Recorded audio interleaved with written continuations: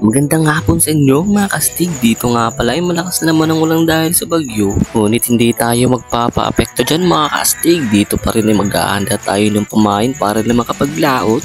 Pagpasensyaan nyo na nga rin pala ang boses ko mga kastig. Medyo paos kasi sapagkat meron sipon. Kailangan pa rin natin maglaot mga kastig sapagkat baka bukas wala tayong kakainin. Charot lang.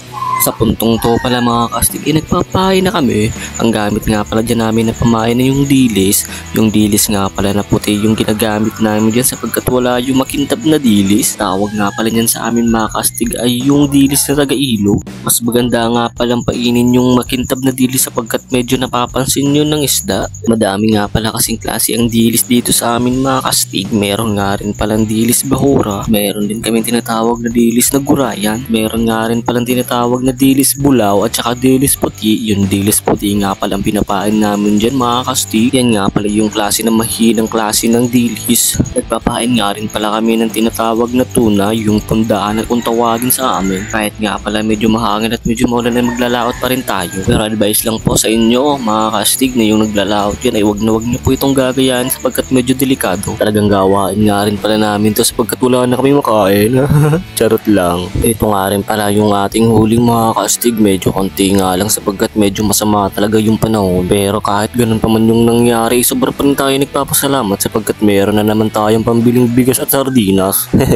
Masarap yun. Abay, totoo nga rin pala talaga masarap yung sardinas, lalo pa kaya kung gigisain mo. Abay, napakasarap. Dito nga pala mga kastig, kitang-kita nyo naman talaga masama yung panahon. Malakas yung hangin dyan at malakas yung ulan. Medyo makulimlim nga pala dyan yung langit mga kastig. Mamaya nga pala ialisin dyan yung mga bangka sapagkat medyo delikado na yung alo. Medyo pasaway nga pala talaga yung mga bagyo mga kastig. Bakit nga pala kasi dumalating pa yan? Abay, mamaya kakausapin ko yung bagyo na sana tumigil na.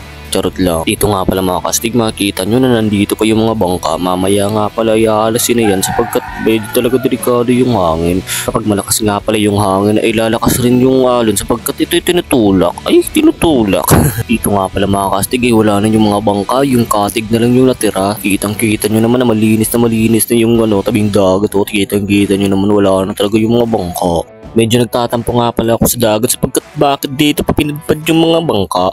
Charot nga lang yung mga kastig. Dito nga pala kasi nilikas yung mga bangka sapagkat medyo malayo sa dagat. Ay siya, nandito na nga pala yung mga huli natin kanina mga kastig. Kung nalilito nga pala kayo kung ba't kami nakalaot na nakadaong na pala yung mga bangka ay hindi po yun ganon. Akin nga palang lilinawin na lang isda muna kami bago kami naglikas ng mga bangka.